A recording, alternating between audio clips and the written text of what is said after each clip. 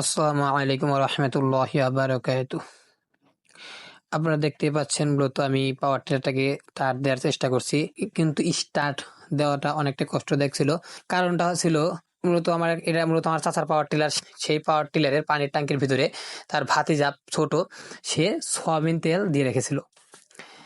আর soybean তেল পানির ট্যাঙ্কির ভিতরে দেওয়ার কারণে পাওয়ার টিলার অনেকটা সমস্যা হতেছিল।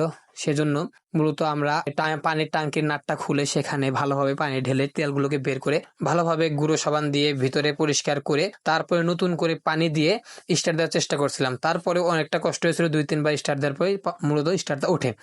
তারপর নিয়ে আসি পাওয়ার টিলারটা আবার ঘাসের ক্ষেতের ভিতরে। আর আমি আমার চাচারে বলতেছিলাম এইভাবে না এইভাবে দাও, এখান দিয়ে মূলত সাইড দিয়ে কাটিং লাগানো ছিল, সেগুলো যেন বেজে না যায়, তাহলে কাটিংগুলো নষ্ট হয়ে যাবে।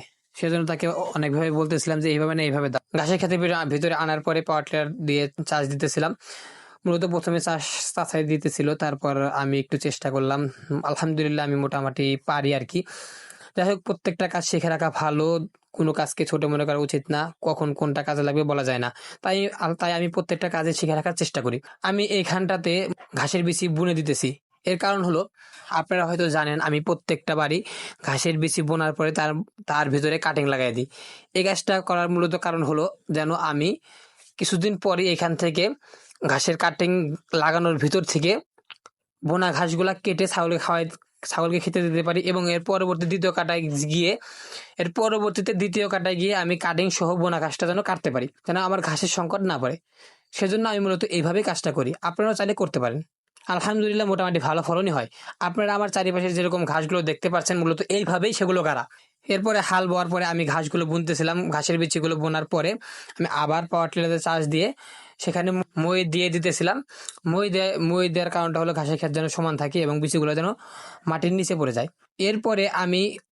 এরপরে ক্ষেতের অর্ধেকটাতে আমি ঘাসের কাটিং লাগাইতেছিলাম, এবং বাদ বাকিটাতে আমি আবার পরবর্তীতে কাটিং লাগাবো। এখন আমার কাটিং পর্যাপ্ত নেই।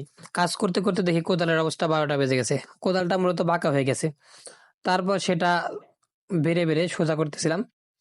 যাই হোক, আলহামদুলিল্লাহ সোজা করতে পেরেছি। কোদালটা ছিল অন্যের, কোনো যে ক্ষতি হয়নি, এই তো আলহামদুলিল্লাহ। কাটিং লাগিয়ে সেখানে সার পানি দিয়ে দেবো ইনশাল্লাহ। আপনারা চাইলে এইভাবে কাজ করতে পারেন। আর আমার জন্য সবাই দোয়া করবেন। আসসালামু আলাইকুম রহমতুল্লাহি ওয়া বারাকাতুহু।